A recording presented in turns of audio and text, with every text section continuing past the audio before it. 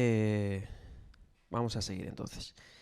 Pues vamos a seguir con el capítulo 5, Mateo 5, el Sermón de la Montaña. Lo que da de sí, ¿no? Todo este sermón, ya lo dije en su día, en la introducción al Sermón de la Montaña. Se han escrito tantos libros, ¿no? Eh, Tantas citas de palabras, ¿no? De este sermón, ¿no? Tanto de escépticos, ateos, todo tipo de filósofos, todo tipo de pensadores, ¿no? Han recurrido a este sermón y bueno, tiene mucha riqueza, tiene mucha moral, un estándar eh, muy alto, ¿no? Pues estamos hablando del reino de los cielos, ¿no? En el contexto es el reino de los cielos, la justicia del reino de los cielos, ¿no? Eh, ¿En qué consiste el reino de los cielos? Y en eso estamos, ¿no? Eh, el pasado sábado estuvimos, bueno, vamos a hacer un repaso, vamos a ir al índice 5F, si puedes ir al 5E, una diapositiva anterior para ver repasar lo que vimos el sábado pasado. Bueno, estuvimos viendo sobre el peligro de la lujuria, el codiciar, ¿no? A una mujer, a un hombre, ¿no? Las alegorías que pone Yeshua, ¿no? Si tu ojo te es ocasión de caer, sácalo, ¿no? Corta en seco con aquello que contamina, ¿no? Tu ser y que puede hacer, ¿no? Que por medio de algo de lo que parece tan pequeño, ¿no? Como es el ojo, ¿no? Como es una mano, un dedo, puede hacer que te pierdas, ¿no? Por la eternidad. Hablando, ¿no? En estas alegorías y, bueno, comentando esto, ¿no? La lujuria, que es un pecado, pues, que todos batallamos, ¿no? Con ello. Y bueno, que el Señor nos haga partícipes de su santidad, ¿no? De cortar con estas cosas. Y entramos al divorcio, ¿no? Las controversias de Jesús con las enseñanzas que afloraban, ¿no? O las interpretaciones que afloraban. Mateo 5, vamos a recordar esos pasajes, simplemente leerlos, que son Mateo 5, si quieres vete yendo ya al tema. Bueno, vamos al índice, vamos a ver lo que vamos a ver hoy, 5F. Nos quedamos en el agregado, siempre pues tomo de todos los comentarios eh, algunos agregados de unas personas, ¿no? Que sacan una síntesis. En este caso es, como veis, de Del Allison, es un teólogo, un académico. Saca la síntesis en su libro El Sermón de la Montaña sobre eh, el divorcio, ¿no? Cómo se cuadran todas las escrituras, ¿no? Ya sabéis, hay varios textos que hablan de ello. De hecho, ahora hablaremos algunas cositas para terminar. De, por ejemplo, Pablo, que luego en Corintios habla sobre matrimonios mixtos, ¿no? Creyentes, incrédulos. eh, También debido al contexto histórico que se estaba dando, ¿no? En el Imperio Romano. Que bueno, eso ya sería para estudiar la carta, para ver qué eran las problemáticas. Pero se van agregando y matizando, ¿no? Las directrices del divorcio. Ya vimos la excepción mateana, que es el adulterio, ¿no? Salvo adulterio, uno no puede dar carta de repudio. ¿Cómo se interpretó esto, no? Los pasajes famosos que hablan que si, bueno, si se ha visto algo indecoroso, ¿no? Bueno, estuvimos viendo, creo que era Deuteronomio 24:1, donde habla de cosa indecente, ¿no? Dabar, asunto indecente, ¿no? Que se interpretó sabiamente por algunos, ¿no? Ya vimos la escuela de Samai, que era salvo el adulterio, otros por ahí cosa indecente, pues lo tomaron a la ligera, ¿no? O más que a la ligera, desvirtuando el propósito por el que Moisés, ¿no?, permitió, por la dureza del corazón, el otorgar esta excepción, ¿no?, de una carta de repudio. Obviamente, cuando hablamos de un rompimiento de un matrimonio, es muy difícil, ¿no? Cada caso es un mundo, ¿no? El divorcio es un mal, ¿no? Y ahora vamos a ver cómo matiza aquí Allison, de que entre dos males siempre tienes que escoger el menor, ¿no? Porque, pues, entre dos problemáticas, ¿no?, siempre hay que tender a la que menos haga daño, ¿no? Entonces veremos también, cada caso es un mundo. Para eso están las iglesias, también los líderes, para poder aconsejar, ¿no?, a familias, ¿no?, a matrimonios según la Torá, según la moral divina, ¿no?, el estándar divino, la justicia de Dios. Y bueno, ya vimos también que el divorcio es una excepción. O sea, es algo, no es el sentido original de Dios, ¿no? Ya lo vimos. En el principio dice, y cito a Marcos, que fue hombre y mujer, serán una sola carne, ¿no? Y dice lo que Dios, ¿no?, lo que se dice en tantos matrimonios, lo que Dios ha unido, que no lo separa el hombre, ¿no? Eso está en Marcos, en el Evangelio según Marcos. Entonces, el sentido original de Dios era que el matrimonio es un pacto irrompible, ¿no? Es la fiel representación de la relación entre el pueblo de Dios, ¿no?, y Dios, porque ese es el pacto. Dice la Escritura, dicen los profetas, este es el pacto que yo hago con vosotros, vosotros me seréis mi pueblo y yo seré vuestro Dios, ¿no? Y todo esto, la Escritura, el pacto, también se va dando en situación alegórica entre un esposo, una esposa, ¿no? Por ejemplo, encontramos también que Dios también habló proféticamente. Tenemos la excepción del profeta Oseas.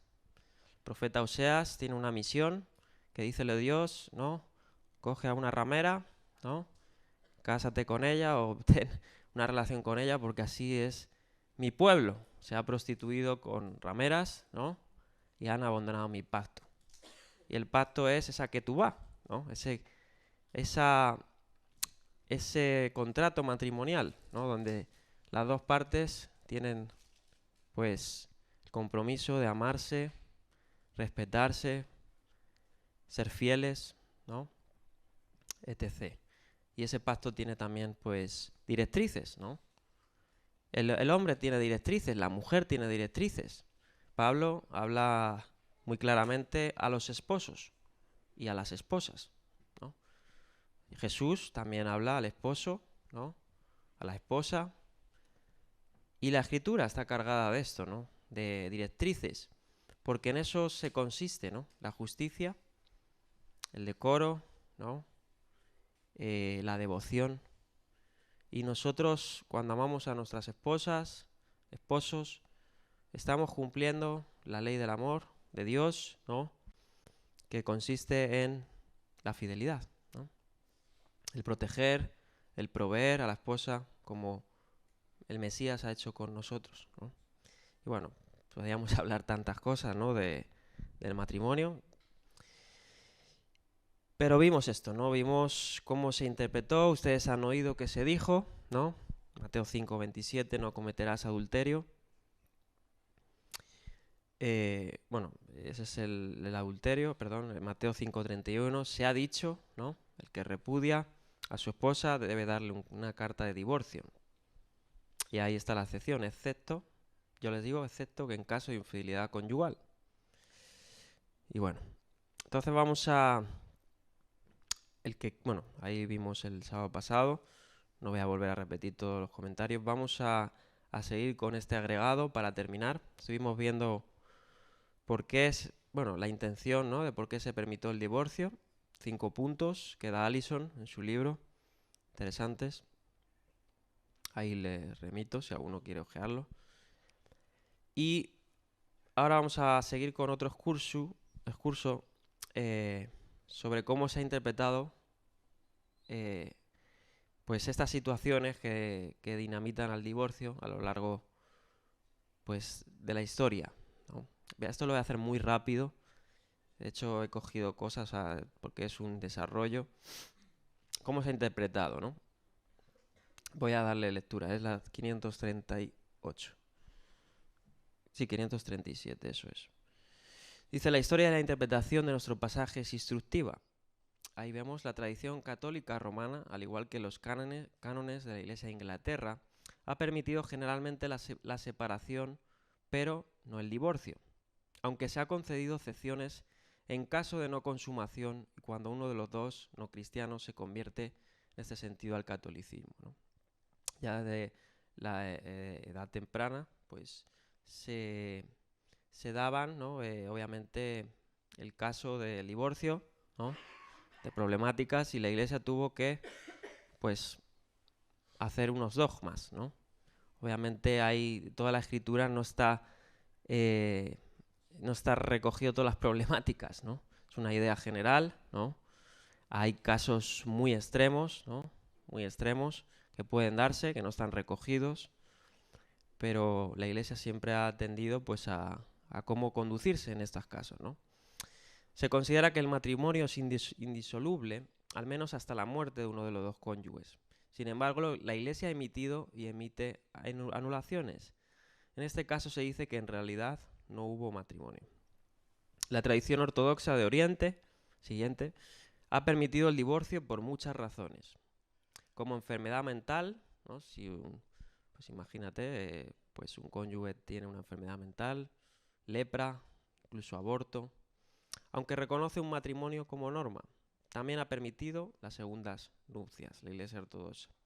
De hecho, la tradición ortodoxa cuenta incluso con algunos santos que se volvieron a casar.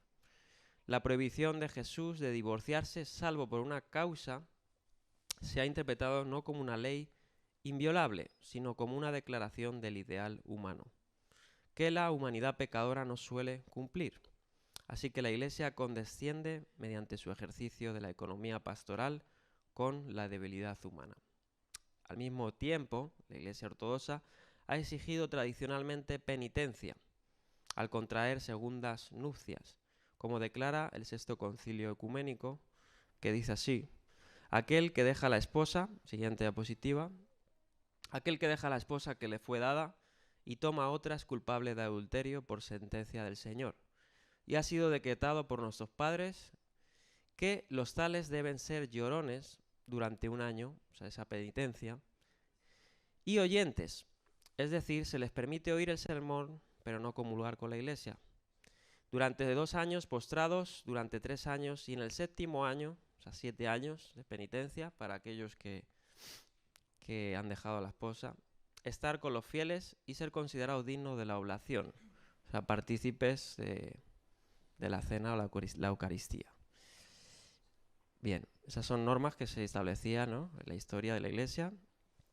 Hay muchas más, o sea, la historia de la Iglesia son miles de años, ideas generales, ¿no?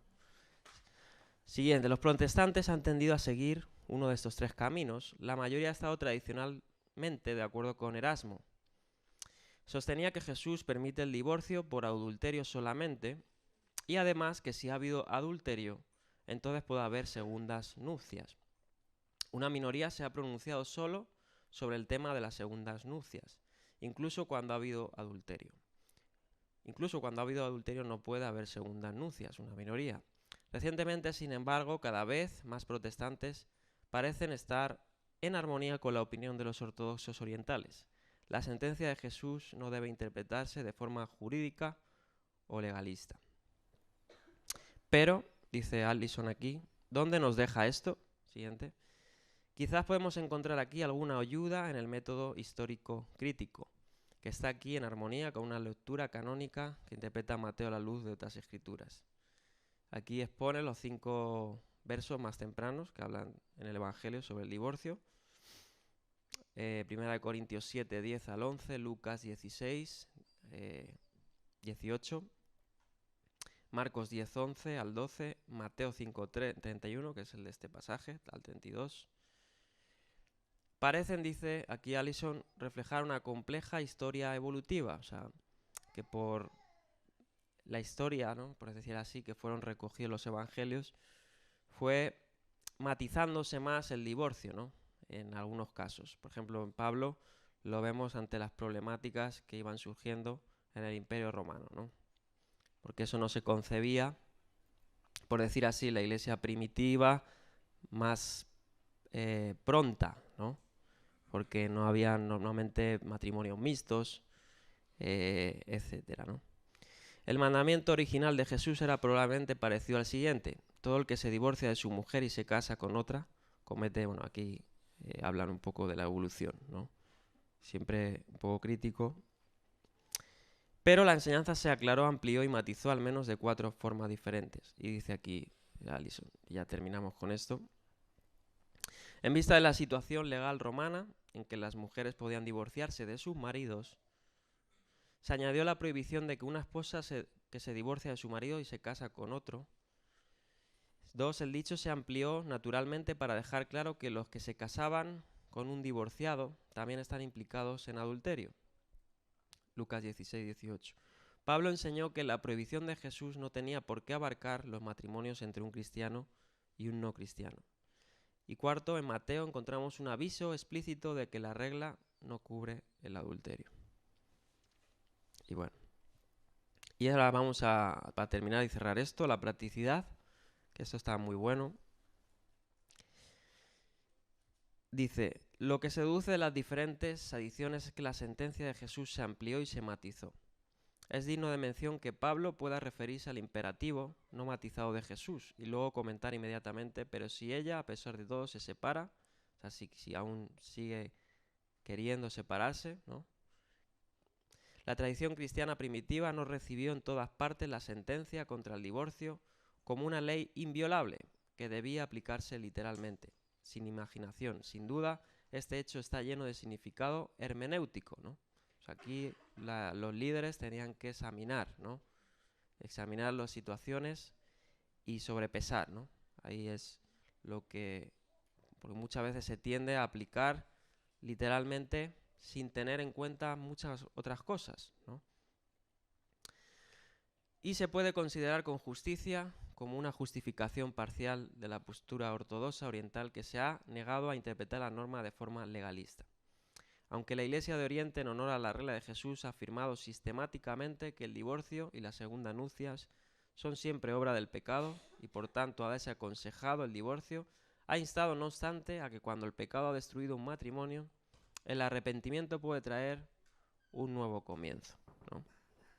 Como digo, entre 2 males, pues hay que escoger en este caso el divorcio, ¿no? Porque nunca se sabe, o sea, puede llegar, o sea, la situación de un matrimonio a tal gravedad, ¿no?, que claro, lo mejor es separarse y bueno, y esto se ha encontrado la Iglesia a través de los siglos con estas problemáticas. Dice, siguiente, tal vez el problema pastoral del divorcio pueda abordarse comprendiendo que a veces nuestra elección no es entre el bien y el mal, sino entre 2 males, que es lo que comento. En tales circunstancias, que son inevitables en un mundo caído, obviamente estamos llamados a elegir con contrición el menor de esos 2 males. Lamentablemente todos conocemos casos en los que, digamos, la permanencia de una mujer en el matrimonio no solo sería perjudicial para su salud mental, sino también físicamente peligrosa para ella y sus hijos. Claro, puede haber situaciones en un matrimonio que el esposo golpea a la esposa. Claro, ahí no hay adulterio, ¿no? O no hay fornicación, pero ¿qué pasa con eso, ¿no?, con el abuso? Por eso la Iglesia ha interpretado y ha concedido, ¿no?, anulaciones, porque claro, toda la Escritura no lo recoge, ¿no? Pero está claro que hay casos en los que sí que se puede, o se ha hecho también una excepción, ¿no?, a dar una carta de repudio, porque entre los 2 males puede ser, ¿no? Obviamente no vamos a estar del lado de Gilel, de Akiva, que por cualquier cosa, ¿no?, daban una carta de repudio, si cocinaba mal la mujer, si no le gustaba o le parecía más bonita otra. Eso no son alusiones serias, ¿no?, siempre hablando con cordura, ¿no?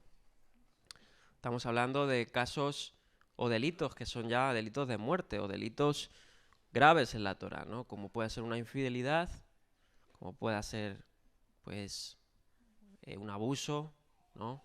Sistemático, o sea, una violencia sistemática, ¿no? Y que agravante, que va más, o casos difíciles así, ¿no? Van a haber otros. Bien, dice, y vamos a ya terminar con esto. Parecería tonto y absurdo, siguiente, que un pastor le dijera que independientemente de los otros males que haya cometido su marido, solo el acto físico de adulterio le permitiría ir a los tribunales y demandar el divorcio. El mensaje necesario es, en cambio, que la indisolubilidad del matrimonio no anula la libertad humana y que la libertad humana puede destruir las intenciones de Dios para el matrimonio. Ahí está. En tal caso, no estaría de acuerdo con la tradición cristiana decir que el divorcio es bueno, pero puede considerarse el menor de dos males. Por eso, la tradición ortodoxa tolera y no fomenta el divorcio y las segundas nupcias, pero solo con penitencia, como hemos hablado.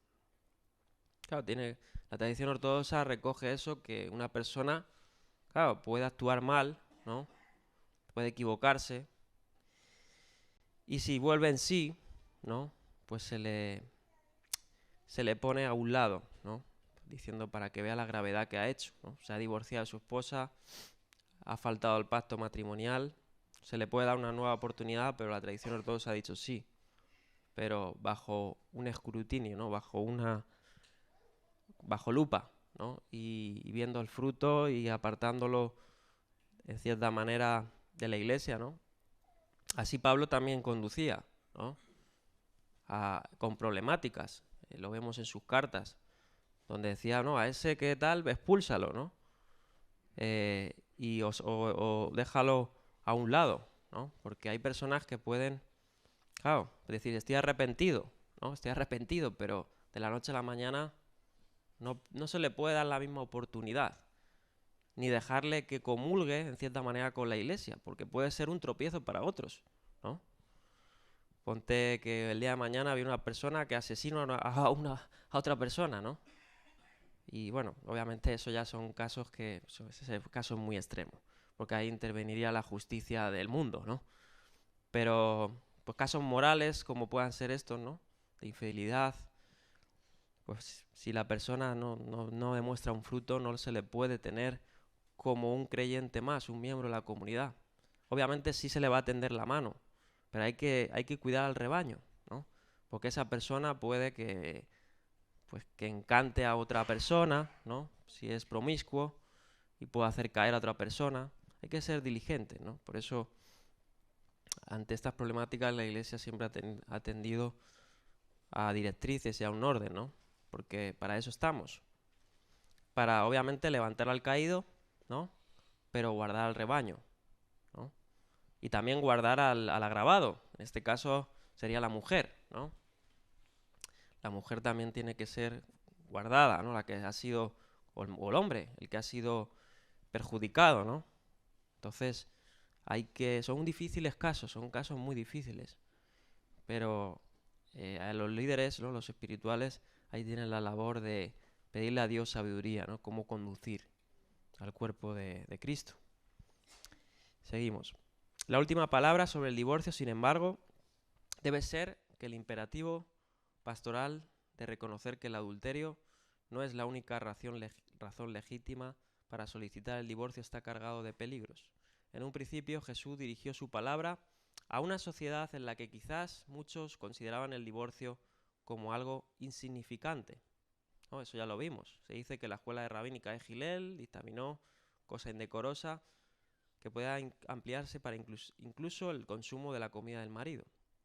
Hoy las cosas han cerrado el círculo, tanto dentro de las iglesias como fuera de ellas. El divorcio se ha convertido, y esto es muy triste, ¿no? Al igual que en esos tiempos que se tomaba muy insignificante, hoy en día hasta en las iglesias se ha visto, en ciertas iglesias, no digo que todas, quizás en las iglesias históricas que también se están contaminando, ¿no? Están saliendo noticias de iglesias históricas como los anglicanos o algunas otras iglesias que están permitiendo cosas malas, ¿no? Cosas que el mundo está metiéndose en estas cosas, ¿no? En iglesias que tienen catecismos, que tienen conductas, ¿no? Hasta los están modificando, estándares antiguos. Todo por, de cierta manera, agradar al mundo. Pero, pues dentro de las iglesias, dice como fuera de ellas, el divorcio se ha convertido en un hecho común, con poco estigma. Y diferencias irreconocibles cubre ahora una multitud de pecados. Dice aquí Allison, la monogamia para muchos significa ahora una monogamia en serie, es decir, un cónyuge a la vez. Nuestra libertad de casuística ha generado en una permisividad general. Esto difícilmente puede estar de acuerdo con la intención de Mateo, en el que la palabra de Jesús sobre el divorcio es lo suficientemente importante como para ser registrada 2 veces. Y esto es algo que vemos tristemente, ¿no? Que el matrimonio en las iglesias no se está enseñando de la forma adecuada, ¿no? El matrimonio debe ser instituido de una forma sagrada, como dije al principio. El matrimonio quizás es de las cosas más sagradas que hay en la Escritura. No se puede tener a la ligera. Bueno, pues me ha engañado el esposo, pues me divorcio a la ligera, ¿no? O no. Puede ser que sea algo grave, ¿no? Y otra persona así, ¿no? Hay que también, o personas que se casan, pues de la noche a la mañana, ¿no? Sin conocer bien al cónyuge, sin tener las ideas claras y luego vienen los problemas. Hay que saber escoger también a la pareja, ¿no? Hay que saber escoger porque es que el matrimonio es para toda la vida. No es cualquier cosa, no es que hoy no te gusta y mañana no. O sea, es para toda la vida, ¿no? Es algo que es serio, muy serio, ¿no? Y ya lo dijimos, yo cité a Malaquías. ¿Qué decía Dios? O sea, por eso digo que la intención original de Dios no era el divorcio. Dios dice en Malaquías, yo odio el divorcio. Ese es ese es el carácter de Dios, que desprecia el divorcio, ¿no? Entonces, hay que tener conciencia de que el matrimonio es sagrado. Y nosotros como iglesia, enfatizar en el vínculo, en el pacto del matrimonio, que es algo para toda la vida, que no hay que faltar a ese pacto, ¿no? Bueno, la vida puede dar muchas vueltas también, ¿no? Pero hay que tener claro que si estamos apegados al Eterno, si estamos de su mano, no vamos a estar mirando fuera, ¿no? Fuera, a otras causas, ¿no? Bien, vamos a leer esta cita muy interesante de Carson para cerrar ya el divorcio. Carson siempre tiene sus aportes académicos buenos, pero también su practicidad y su espiritualidad. Me gusta mucho este autor, ¿no? Donald Carson. Dice esto: antes el divorcio era un problema, poco frecuente en los círculos evangélicos. Para nuestra vergüenza ya no es así. Nuestra sociedad, incluidos muchos cristianos profesos, han rechazado las concepciones bíblicas tanto del amor como del matrimonio. El amor se ha convertido en una mezcla de deseo físico y vago sentimentalismo. El matrimonio se ha convertido en una unión sexual provisional que se termina cuando este amor patético y encogido se disuelve. En las iglesias hoy en día no se está hablando de lo que es el amor bíblico. Se está adentrando la filosofía humana de lo que es el amor, pero no se está enseñando qué es el amor bíblico. Si no se tiene en cuenta esto, ¿cómo se va a amar bíblicamente, no? Y también lo que significa la unión matrimonial, ¿no? Hoy en día una unión se ha convertido en una unión sexual puramente afectiva, pero no con lazos espirituales, porque el matrimonio tiene no solo lazos sentimentales, tiene lazos espirituales, es un microcosmos ahí, ¿no? Es un macrocosmos o como lo quieras llamar. O sea, se divide en tantas áreas en tu vida. Dice de Carson, ¿no? Qué diferente es la perspectiva bíblica.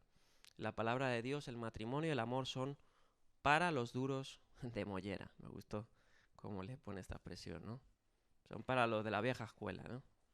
Para los duros de mollera. Hoy en día ni se casa la gente, ¿no? Hoy en día están las uniones libres, incluso entre cristianos puedes encontrar esto. Estas uniones que hoy en día no se quiere un compromiso, ¿no? No se tiene... Hoy en día no hay honor, no hay compromiso, ¿no? No hay nada, hoy en día no hay fidelidad. Antiguamente eh, todo era por honor, ¿no? Intercambiabas algo y dabas tu palabra y la palabra valía más que nada, ¿no? Hoy en día la palabra no vale nada. Hoy en día la palabra es nada, ¿no? No hay seriedad de nada.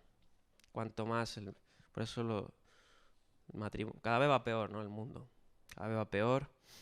El matrimonio hoy en día es visto hasta mal por muchos círculos, ¿no? Dice, sigue con la cita, el matrimonio es compromiso. Y lejos de echarse atrás cuando las cosas se ponen difíciles, porque van a ponerse difíciles, los cónyuges deben resolver sus dificultades a la luz de las escrituras. Deben resistir mejorando su relación. Eso es interesante. Trabajando en ella precisamente porque han jurado ante Dios y los hombres vivir juntos y amarse en lo bueno y en lo malo, en la riqueza y en la pobreza, en la salud y la enfermedad hasta que la muerte los separe. El amor es el compromiso decidido de buscar el bien del otro, de cuidar, de cobijar, de nutrir, de edificar y mostrar paciencia con la pareja. Y este compromiso, labrado por una arraigada obediencia a Dios, conlleva también los aspectos afectivos, también lo lleva, claro que sí, los afectos afectivos y sentimentales del amor. Es un pack. Y sigue la cita para terminar. Jesús presupone esta elevada visión del matrimonio cuando con una excepción prohíbe rotundamente el divorcio. Y es esta elevada visión del matrimonio la que subyace igualmente a las mordaces observaciones de Jesús sobre la lujuria y da cordura a este bloque de material. Y dice, para terminar, el matrimonio no es sucio, el sexo no es asqueroso, ambos son dones maravillosos del Creador, pero son prostituidos por la lujuria y degradados por el divorcio. La ley y los profetas, por propia autoridad de Jesús, señalan la necesidad de la pureza absoluta y no deben ser trivializados por sofismas que pretenden escapar a esa pureza. Y ahí termina. Bueno, para cerrar esto del divorcio. Bien, vamos a continuar y ahora vamos a entrar en la sección, ¿no? Esta sección va a estar muy interesante, toda está interesante, ¿no? Y ahora vamos a entrar a los juramentos. Y aquí una pequeña introducción. Sí, porfa. Porque... Gracias. Gracias.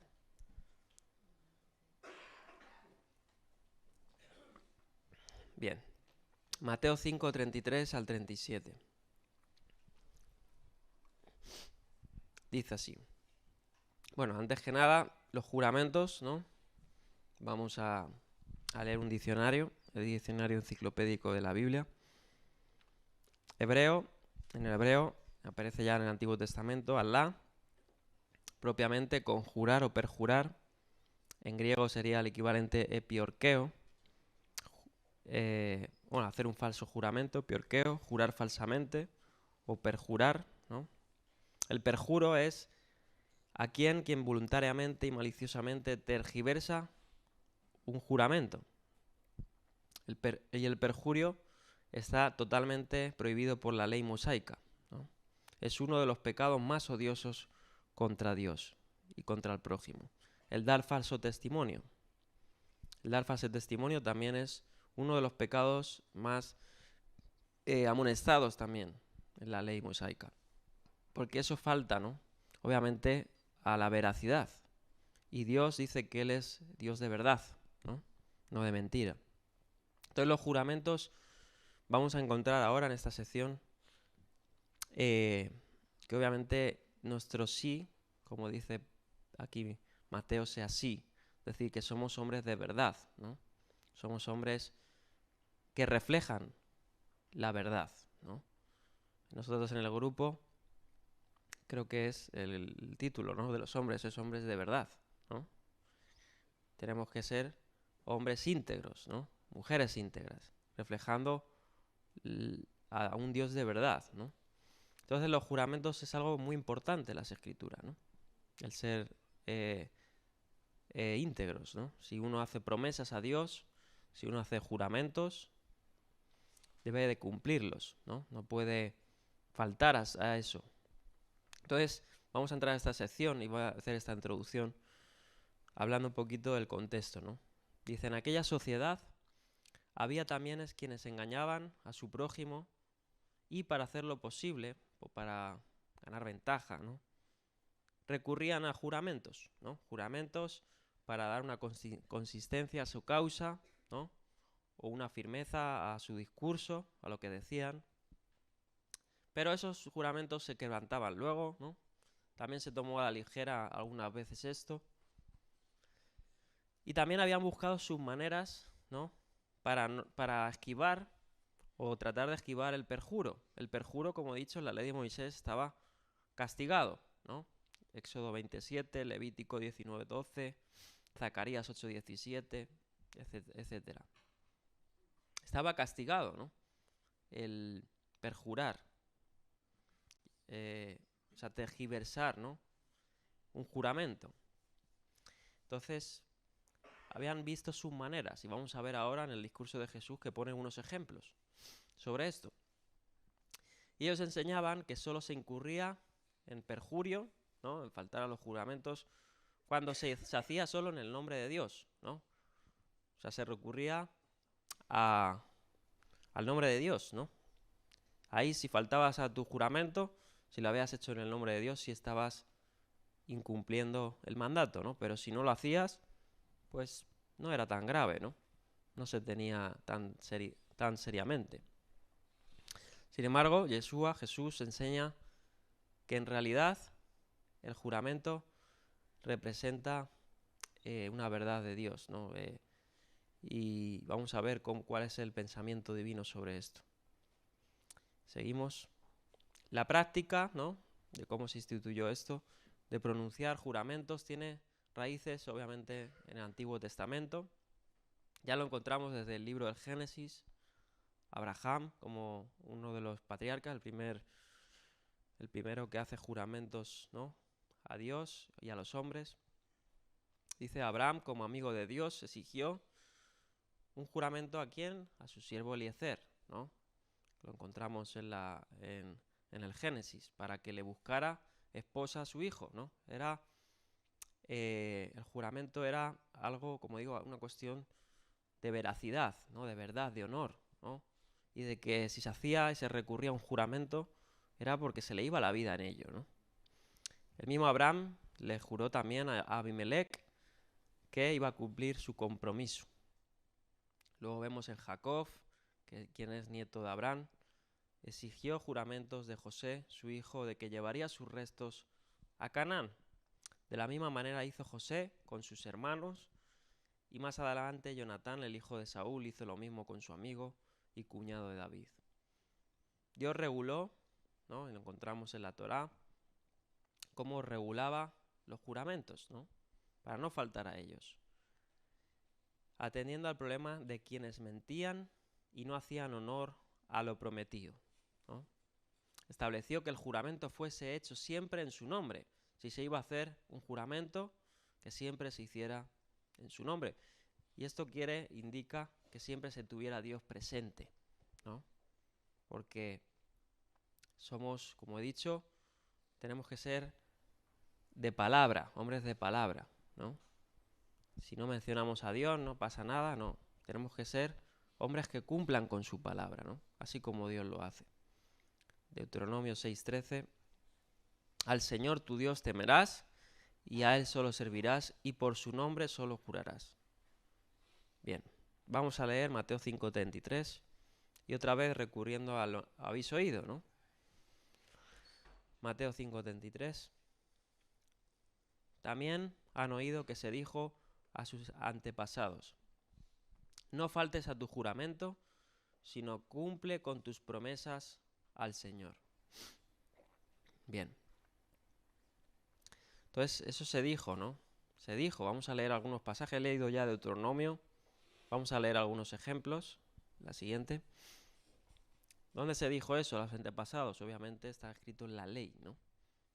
Encontramos principalmente en estos textos: Éxodo 27, Levítico 19:12, Números 32, Deuteronomio 5:11, 6 al 13, 23 de 21 al 23. Estos son pasajes principales. Se hablan de muchos más.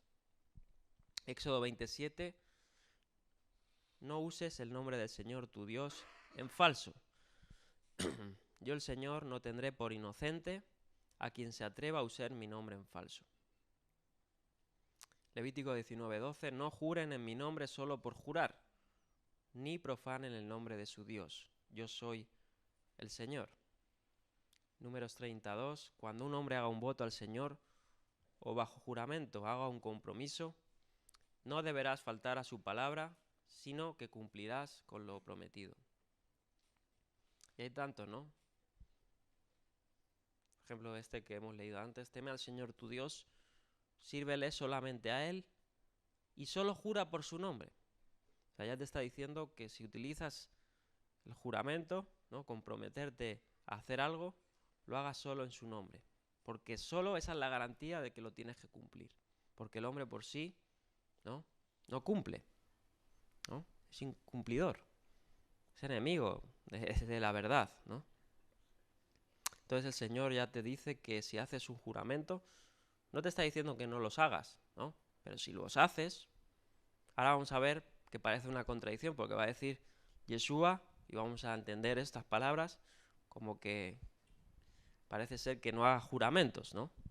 Pero ya la ley te está diciendo que sí los puedes hacer, pero que solo lo vas a hacer si lo vas a cumplir, que estás obligado a ello, ¿no? Tienes esa carga. Bien. Estas son las citas principales, ¿no?, que se dice, ¿no? Como dice ahí, la ley mosaica prohibía los juramentos irreverentes, el uso a la ligera del nombre del Señor y los votos rotos. El voto al que estaba vinculado se convertía en una deuda que había que pagar al Señor. Seguimos. Bien, aquí hablando de los Craig Evans, el comentario sobre los juramentos en la antigüedad. Dice: los juramentos en la antigüedad se remontaban probablemente a la época preliteraria y eran parte habitual de contratos. O sea, cuando una persona hacía pues un contrato, ¿no?, para hacer un negocio o cualquier otra cosa, se recurría a los juramentos, ¿no? Es decir, que iban a cumplir con su parte, ¿no?, del contrato.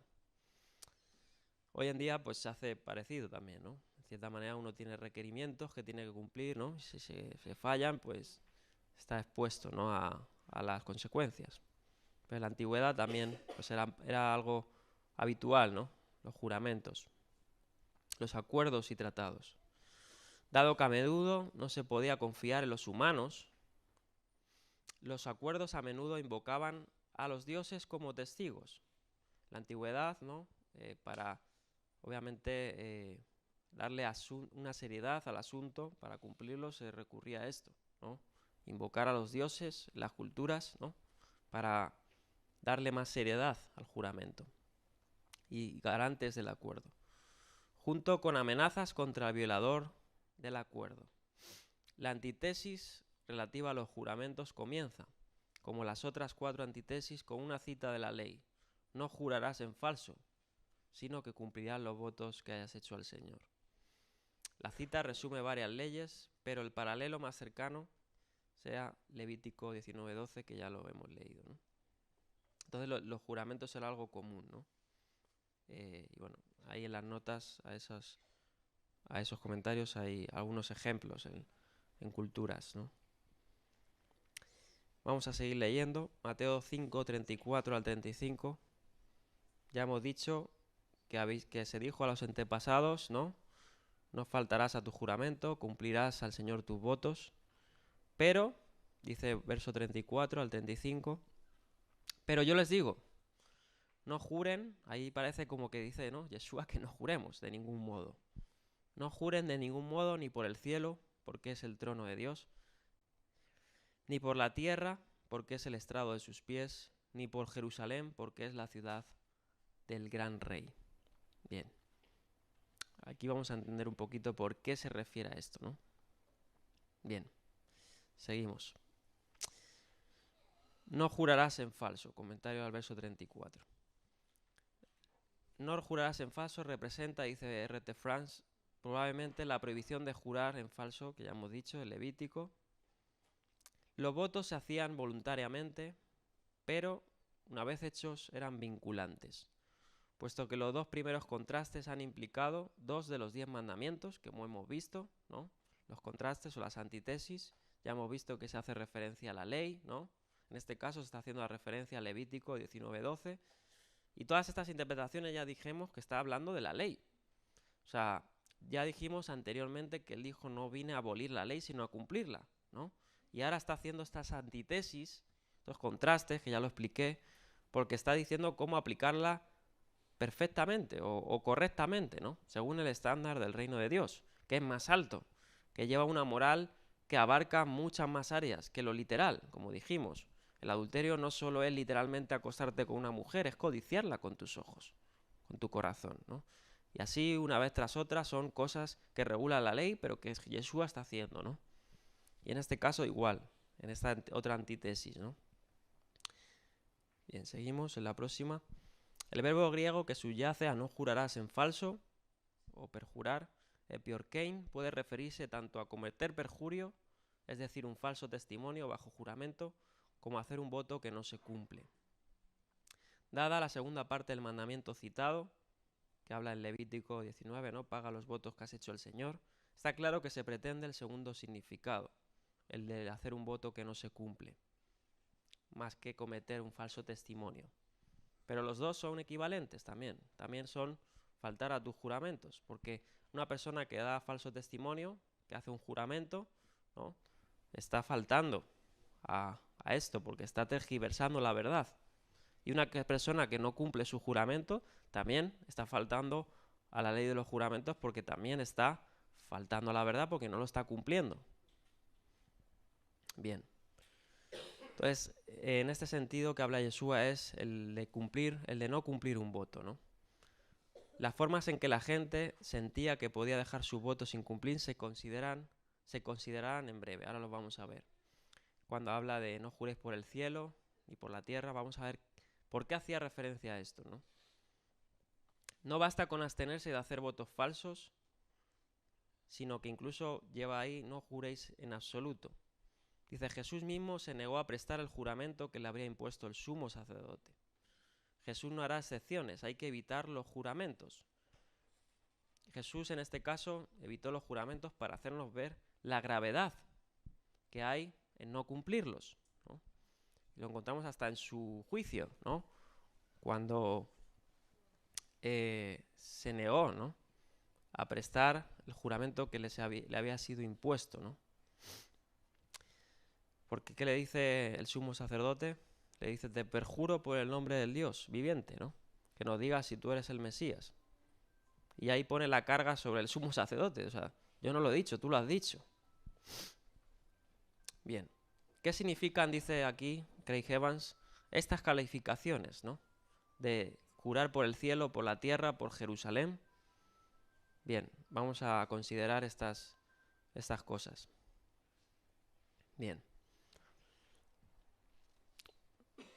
Bueno, vamos a leer, por ejemplo, esta diapositiva antes de considerar eso. Dice, algunas personas piensan, ¿no?, y han interpretado algunos intérpretes que prestar juramento, ¿no?, que se prohíbe, prestar juramento a ciertas personas, ¿no?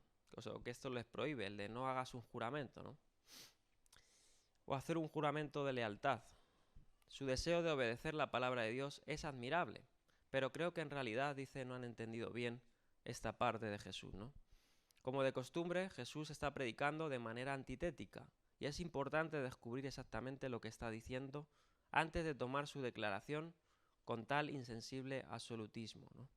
Hay muchas personas que toman todo literal, pero hay que coger hay que hacer un poco de hermenéutica, ¿no?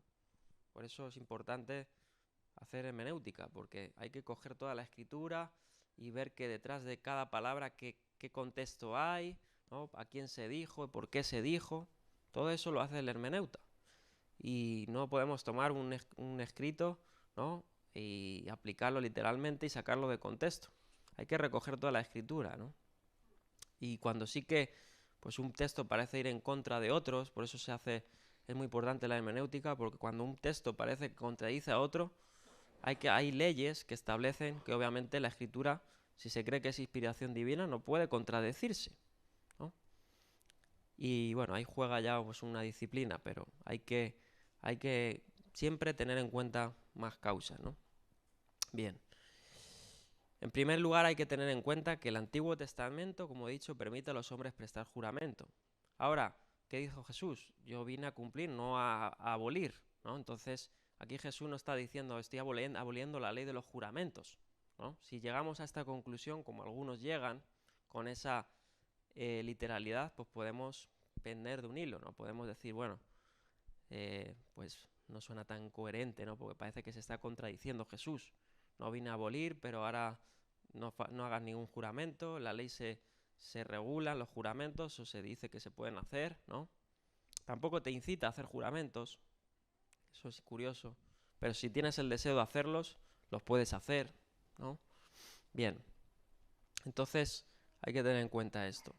Por ejemplo, Pablo es un ejemplo de que no tomó literalmente esto de no juréis en absoluto, él mismo jura muchas veces por el nombre de Dios, ¿no? Ahí tenéis algunos textos. Romanos 1.9 dice, y lo hace en alusión al nombre de Dios, siempre, ¿no? Y tiene a Dios presente. Romanos 1.9, Dios a quien sirvo de corazón predicando el evangelio de su Hijo, dice, me es testigo, o sea, pone a Dios como testigo, ¿no? De que lo recuerda a ustedes sin cesar. Es decir, está usando el nombre de Dios para transmitir un deseo, en este caso, y una verdad que está viviendo él, ¿no? Que se le está recordando a los romanos, a la comunidad romana. Y muchas veces más, por ejemplo, en segunda de Corintios 1.23 dice, por mi vida, pongo a Dios por testigo, que todavía no he ido a Corinto solo por consideración a ustedes. Y hay muchos versos que hablan poniendo a Dios. Por ejemplo, este dice, 1 Tesalonicenses 2.5, como saben, nunca hemos recurrido a las adulaciones, ni a las excusas para obtener dinero. Dios es testigo, ¿no? Pone a Dios como testigo, prometiendo que es verdad, ¿no? O reafirmando su discurso, por eso se juramentaba, ¿no? Se ponía el nombre de Dios o de una deidad para dar seriedad al asunto en la antigüedad. A día de hoy también, ¿no? Bueno, no sé ahora, hoy en día, pero por ejemplo al rey, ¿no? Antiguamente, o a un presidente, ¿no? Se juraba con la Biblia, porque la Biblia era obviamente algo sagrado, ¿no? Si se rompía eso, pues estaba haciendo al acto a lo más sagrado, que era la Biblia, ¿no? A la palabra de Dios, que es verdad, ¿no? Que no es mentira. Bien. Y el mismo Dios jura. Dice, jura no enviar otro diluvio universal. Génesis 9, del 9 al 11. Dice eso, que no va a volver a destruir la tierra con agua, ¿no? Lo promete. También jura enviar un redentor, resucitar a su hijo entre los muertos y muchos otros textos más. Entonces hay que entender esto, ¿no? Seguimos. La afirmación de que Cristo, de que el Mesías obedece al contexto del sistema farisaico, aquellos buscaban una fórmula que permitiera incumplir la palabra dada, o la promesa hecha, o la afirmación expresada sin incurrir en perjurio, o sea, sin faltar a su juramento. Dice, esto es interesante, ellos enseñaban que no se producía perjurio si no se mencionaba expresamente el nombre de Dios, basándose en el literalismo con que interpretaban y entendían la palabra de Dios, aplicándola según ese criterio. Por tanto, cualquier juramento en que no estuviese implicado el nombre de Dios se consideraba como una promesa de menor entidad, y no era preciso un cumplimiento tan meticuloso como para la hecha bajo juramento en el nombre de Dios. Vamos a leer un texto en la Misná, que vamos a ver cómo se relaciona con estas palabras de Jesús.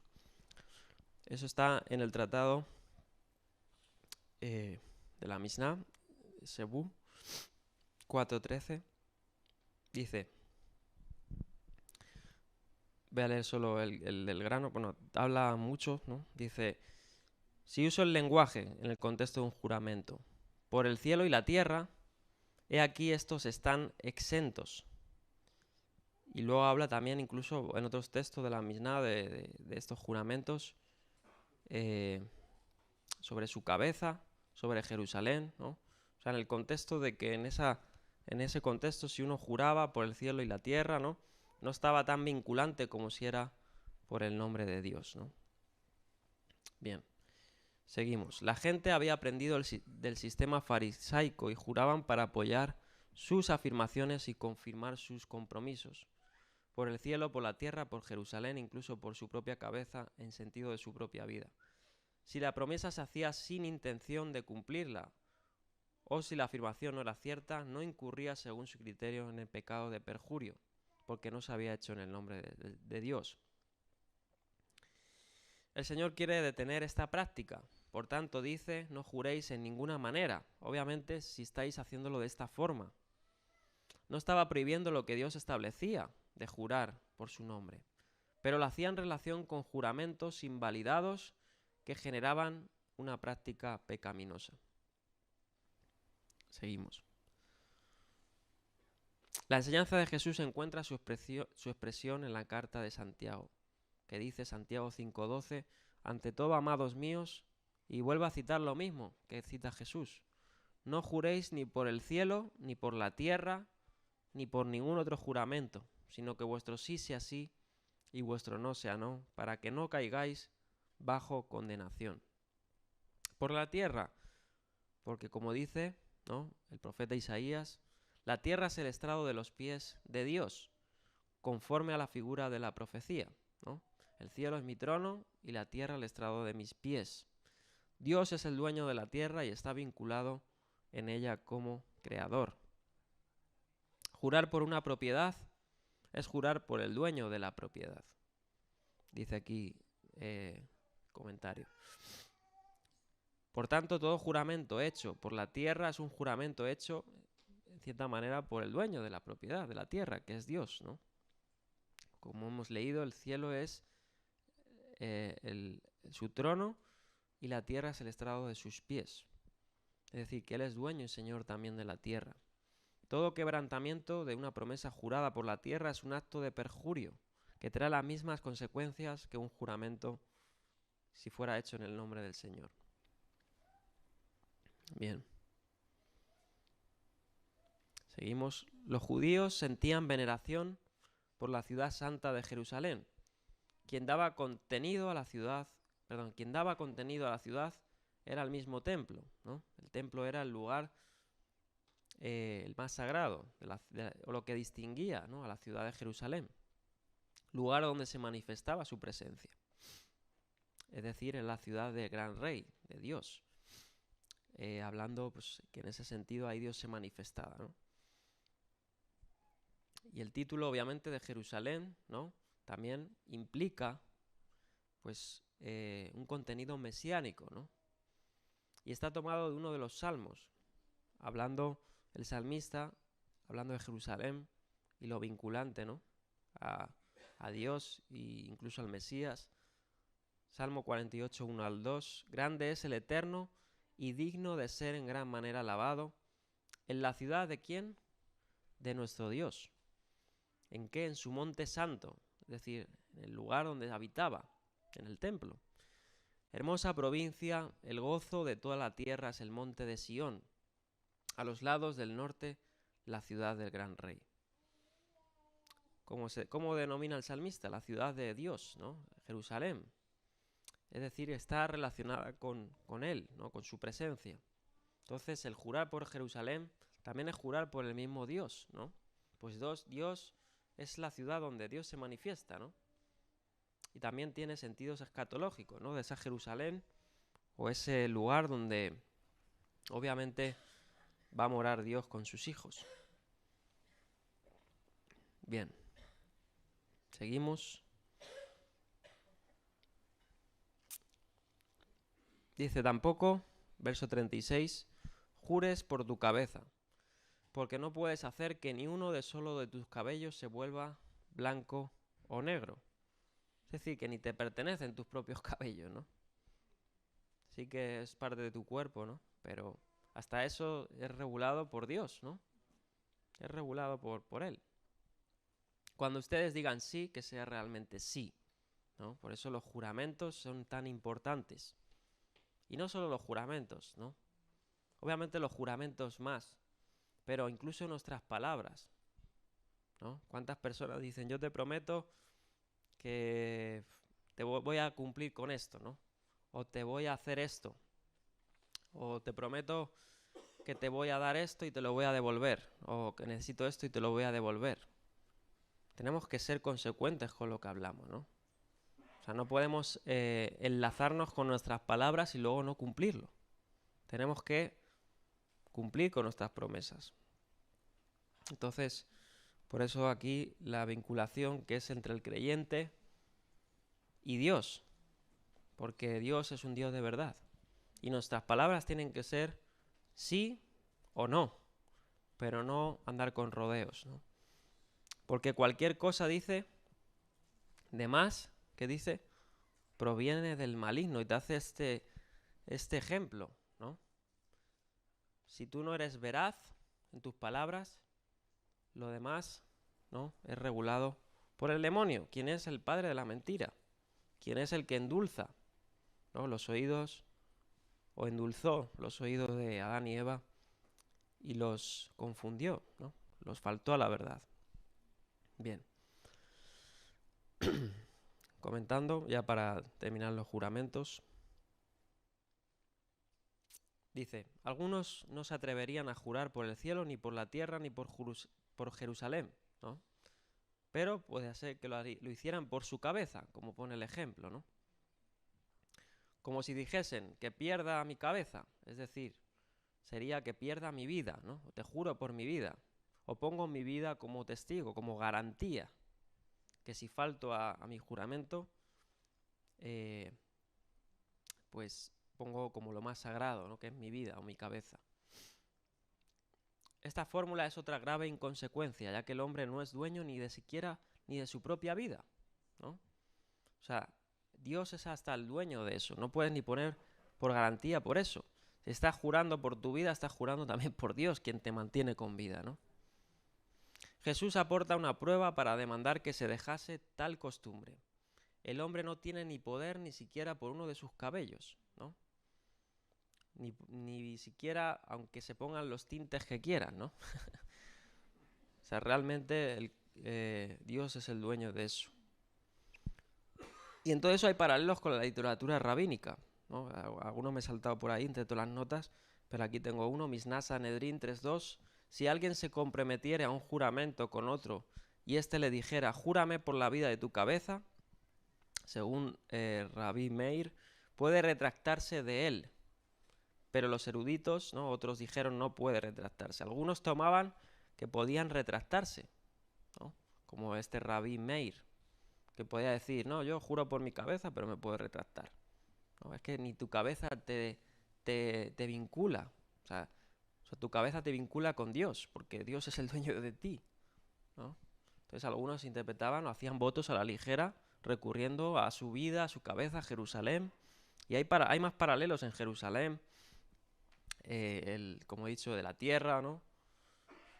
En la literatura rabínica, algunos decían que podían faltarse esos juramentos, otros no, pero no hay que decir que todos decían que sí, pero algunos sí, y Jesús estaba apuntando a esos, porque estaban faltando a su veracidad.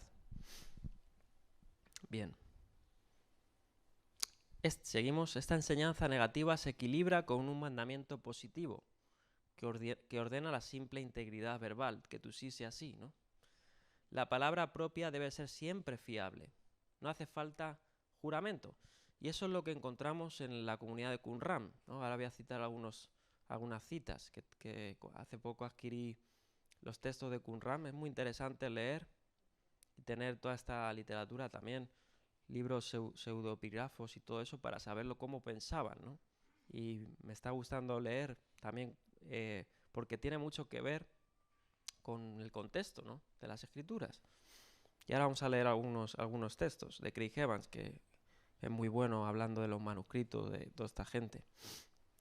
Dice así: la propia palabra debe ser siempre fiable, ¿no? O sea, nuestro sí tiene que ser sí, si somos hombres de Dios, ¿no? O sea, fíjate que hasta por la palabra los primitivos cristianos murieron, ¿no?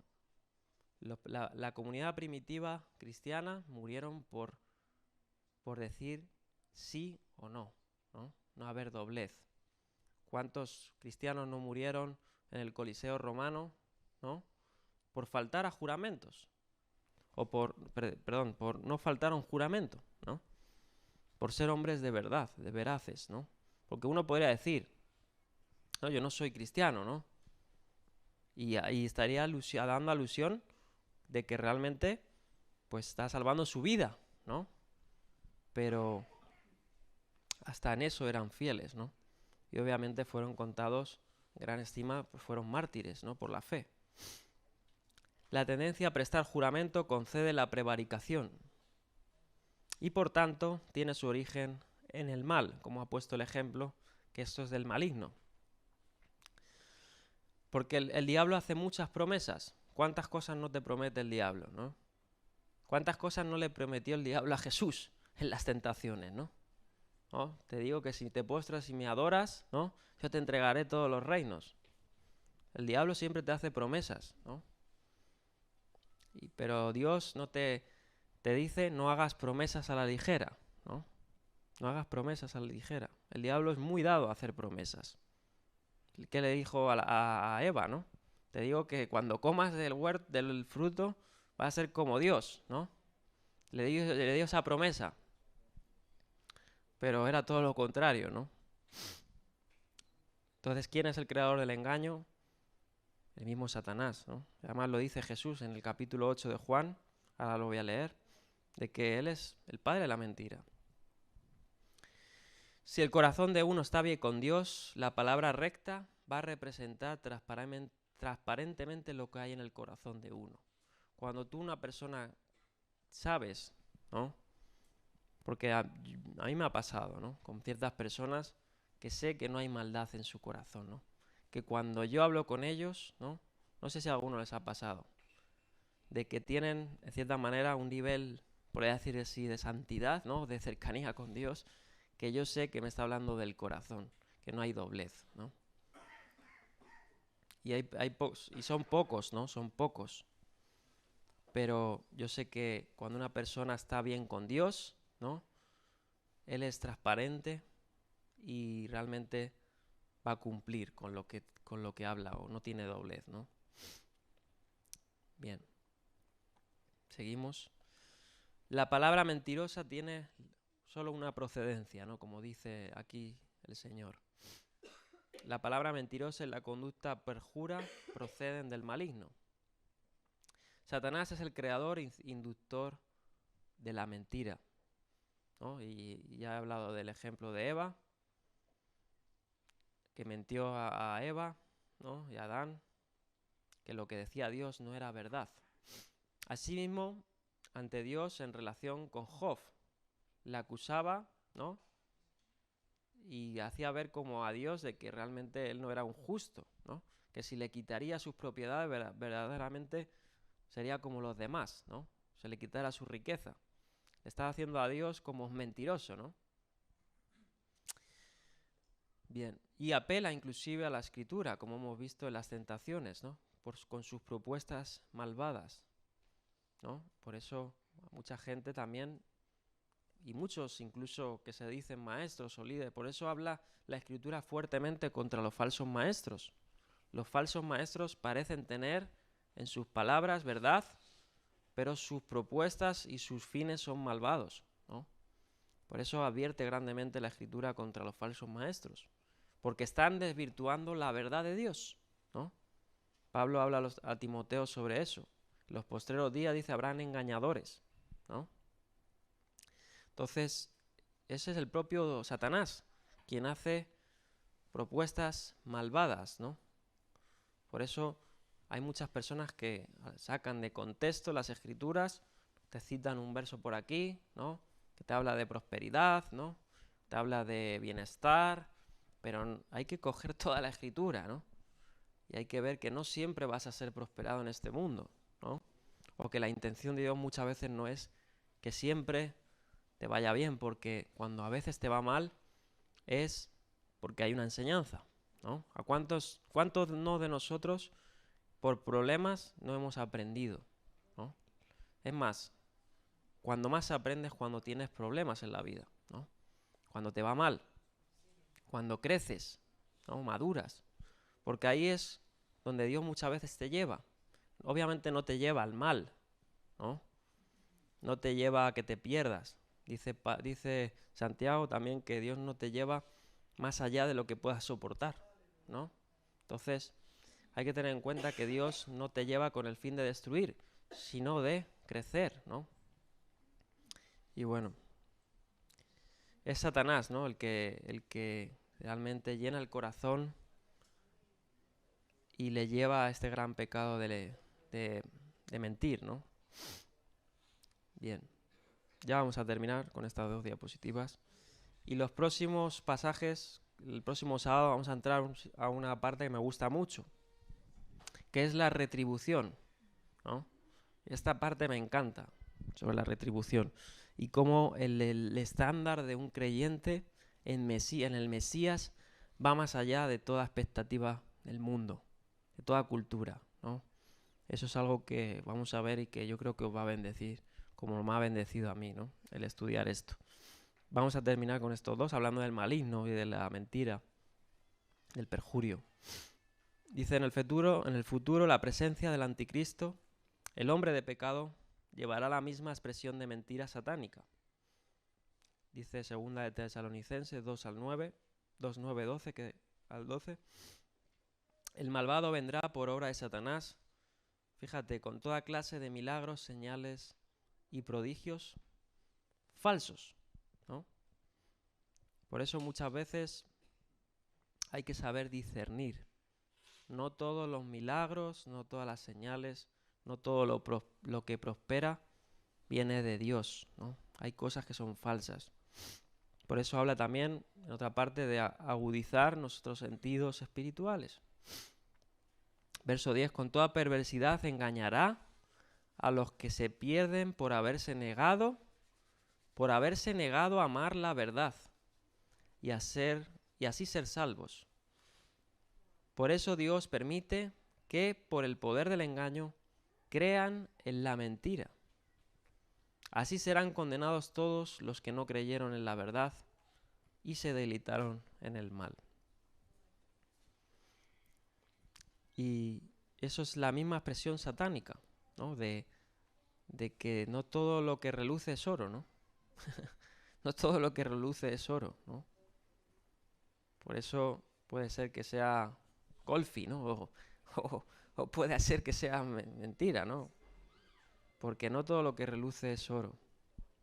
El juramento falso es propio de quienes son mentirosos. Es necesario distinguir bien lo que supone decir una mentira ocasional, ¿no? Obviamente uno puede caer y puede pecar en decir una mentira, no sería lo ideal, pero ¿quién está exento de eso? ¿No? Podemos de vez en cuando tropezar, pero no, como dice Spurgeon, revolcarnos ahí en el lodo y gozarnos en el fango, ¿no? Ese no es nuestro hábitat natural. No somos puercos, eso es. Es muy difícil, es muy diferente, ¿no? Ocasionalmente pecar a regordearse con el pecado. Es decir, a mentir ocasional, a ser un mentiroso compulsivo, ¿no? Quien falta su palabra como estándar, Lo primero puede ser un accidente ocasional, lo segundo forma parte inseparable de la misma vida. Hay personas que dicen tantas mentiras que hasta ellos mismos se la creen, ¿no? ¿Cuántos no hay que endulzan con mentiras? Hasta hemos vivido personas, ¿no?, que vienen con una pantalla, con un currículum ahí, pero son más falsos que un billete de 1 euro, ¿no? O sea, son tremendamente falsos. Un creyente es llevado por Dios a la verdad y su forma de expresión, perdón, no me he dado cuenta, y de vida debe ser verdadera. Fíjate lo que dice aquí el profeta Zacarías. Zacarías 8:16. Lo que ustedes deben hacer es decirse la verdad y juzgar en sus tribunales con la verdad y la justicia. Eso trae la paz, ¿no? Dios juzga con justo juicio. Por eso en la Parashá Mishpatim dice, no reconocerás rostro, ¿no? O sea, no te inclinarás la balanza ni porque te caiga bien uno ni otro. Tienes que siempre ante todo la verdad. No tienes que ser ahí parcial. Tienes que ser imparcial. La verdad es verdad. Si uno ha mentido, ha mentido. Si uno ha faltado a su juramento, lo ha faltado. Si uno ha pecado, ha pecado. Ahí estamos para levantarle, ¿no? Pero debemos de juzgar con justo juicio.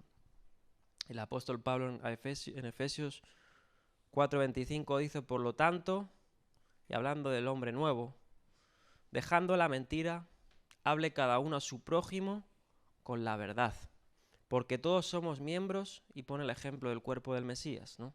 Todos somos el mismo cuerpo.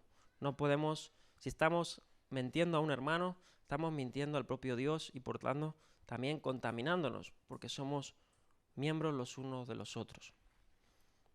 El que tiene comunión con Cristo y vive a Cristo está en la verdad y habla la verdad. Esto del comentario de Pérez Milós. Terminamos. Fíjate lo que hablaba de los esenios, ya termino con esta diapositiva. Josefo, describiendo a los esenios, ¿no?, a la comunidad de Qumran, escribe que cualquier palabra suya tiene más fuerza que un juramento. Los esenios se caracterizaban porque eran muy radicales, ¿no?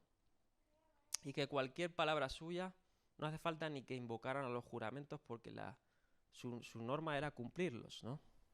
Y creo que es de los pocos citas de Josefo que menciona a los esenios.